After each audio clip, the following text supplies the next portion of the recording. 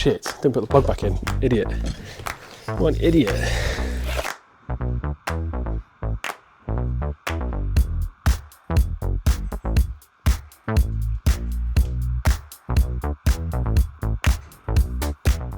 Hello guys, and welcome back to a slightly different episode of Sam's Motoring Machine. So this week Sam's Motoring Machine is going mobile mechanic. Well, not really, but I'm going to go and help out my mate who is also a Land Rover owner, who drives a Discovery Sport for his sins, and it's due quite a bit of service work, so we're going to try and do as much service work on it today with him as we can. Luckily we've got the use of a garage today, which is really nice, where the weather today is glorious. It'll still be nice to work out of a proper building.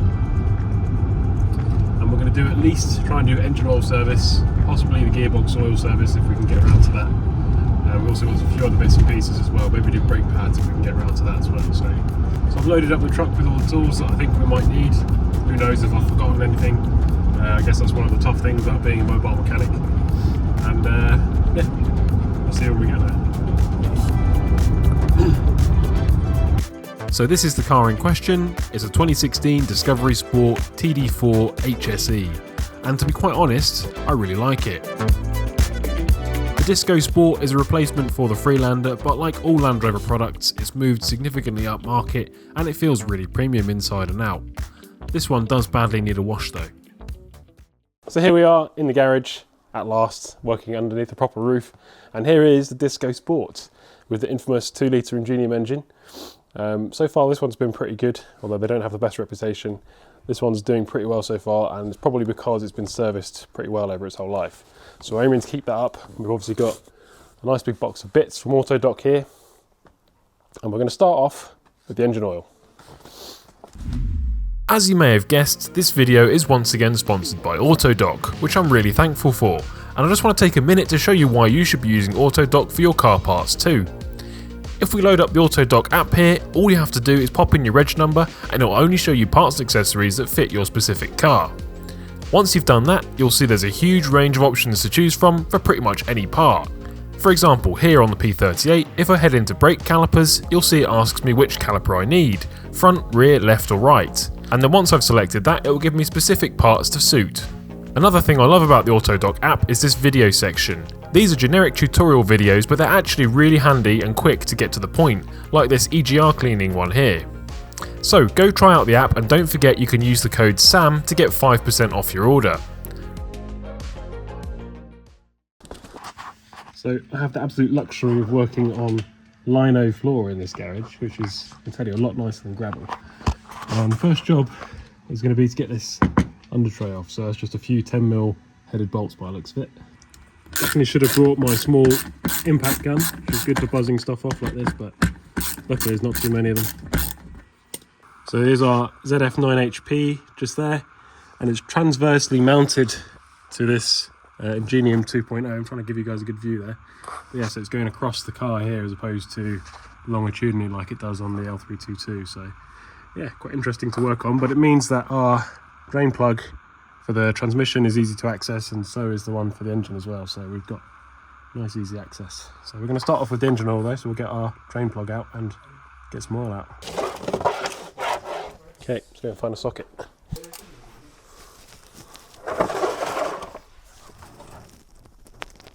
Okay.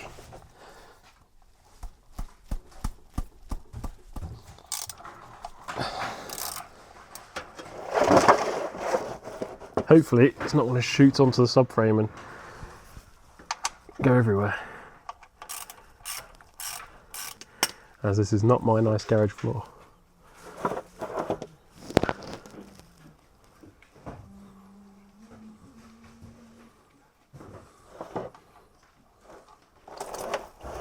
There we go. A bit of sealant on there. So oil filter is up top on the Ingenium. I'm just going to pull off the engine cover first to make it a bit easier to access. Just pulls off like that.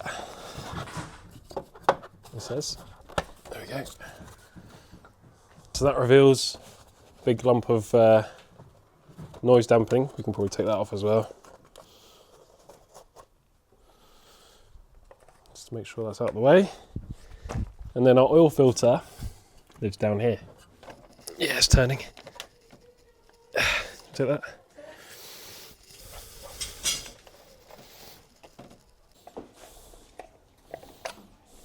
Go for it.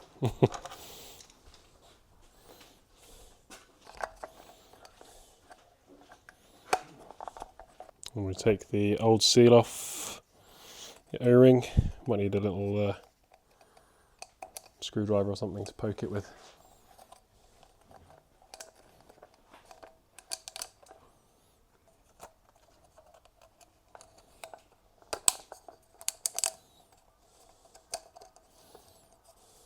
Okay, so I'll put a fresh bit of oil on that and then screw it back in place.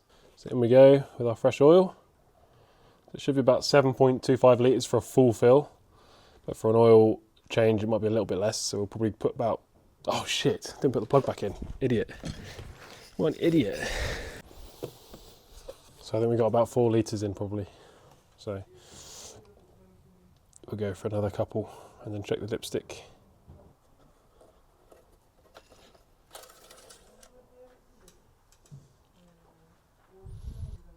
So I think that'll be about right once it starts and the filter fills. We're about there, I think.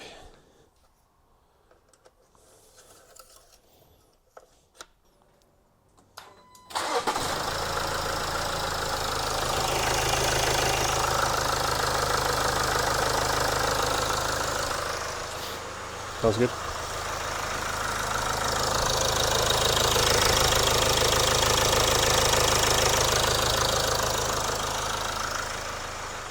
Alright, got to turn it off for now then. Good. Sounds alright, doesn't it? Yeah. So that's the engine oil changed. The next job on our list is going to be air filter, probably, but we're going to do that, and then once we've got the air filter box out of the way, we need to access the top of the 9 HP transmission because we're doing the oil in that as well. So we'll move this box out of the way for now, and then we'll see if we can access the fill plug first, because obviously we need to remove that before we take out the drain plug. So we'll do that now. Undo this clamp here, take off the MAF sensor. This should just pop off, it's loose, and then this whole box should just lift out. What is that? That's like a battery connector. Yeah. You can take that out as well if it would help. Right, I'll just get a socket for that.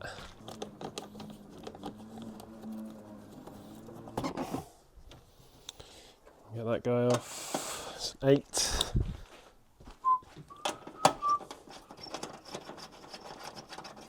It's a weird bolt. What's going on with that? Got loads of washers or something.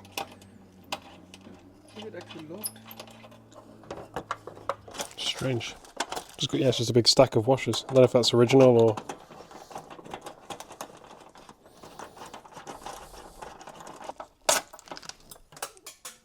There we go. Nice and easy. That thing's huge. Yes, that's the air filter in there. So that's a job for Sal to undo all those screws and get the air filter out. Yep. So it's the same design as on my truck actually, just a few screws holding the top in. So take those out and you can get your air filter out. And then hopefully we can see the top of the transmission. Move a few cables. So let's see that big round plug, that black one there. Oh, yeah, that's that guy. So the plug should be right next to it. But might have to move that big cable loom.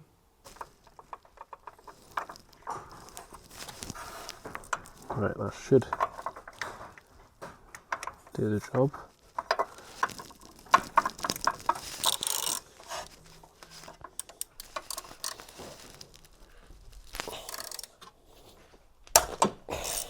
Okay, is that guy loose?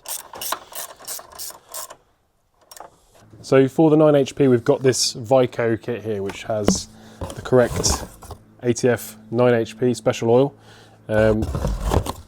ZF would say you can only use lifeguard type fluid for this gearbox, but this is an equivalent of that. So as we discussed before when we were talking about the L322, ZF doesn't make oil, they make gearboxes. So it's oil companies that make oil. So that's the reason that we can happily use a Vico oil as opposed to the actual official ZF lifeguard stuff. So we've got 4 litres of this because we're just doing a basic drain and refill. So we're going to drop the plug. We should get about 3 or 4 litres out, We're going to put 3.5 litres back in again, and then we're going to start the process of checking the level. So there's 3 plugs on this gearbox. We've got a fill plug in the top, a drain plug in the bottom, and then a level plug halfway up. The kit also comes with 2 new fill and drain plugs, so perfect.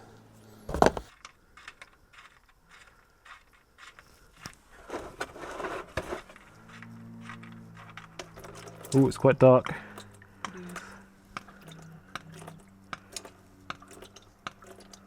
Probably should have undone the top one so it doesn't glug, but it's all coming out anyway. Sucking the air from this side, is it? If we loosen the top, it'll stop glugging.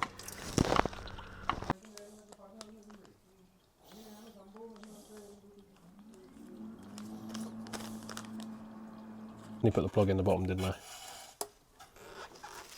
Yeah, you did. Yeah. I think I don't have to hold it there. Ooh.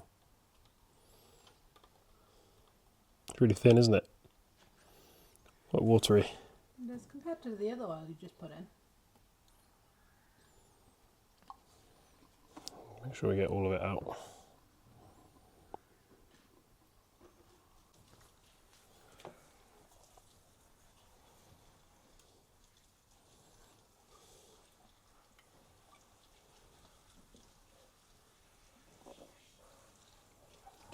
More.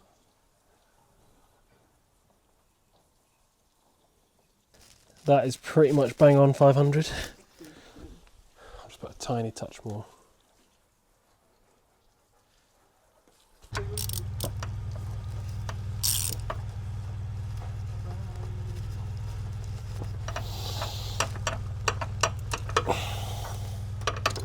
Okay. So for the next step of the process, we have to keep an eye on the temperature of the transmission roll. So I've got my topped-on Phoenix plugged in here, and we've got the transmission control unit telling us that the transmission roll temperature is 35 degrees C, which is good. So we've got to go through a few more steps, but we're going to be using this to make sure that we get the oil level exactly right.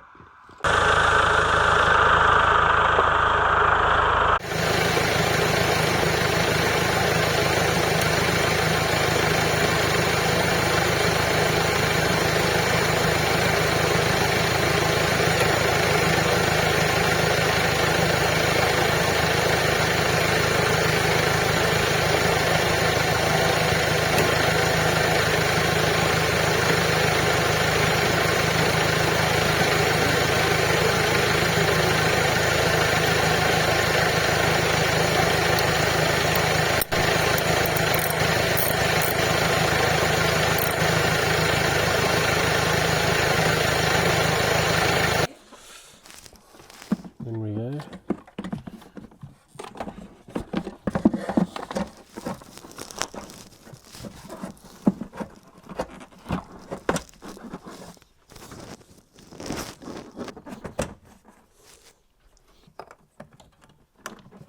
I think it's meant to be like a rubber isolation. It's meant to have like a rubber thing that goes in there. Oh yeah.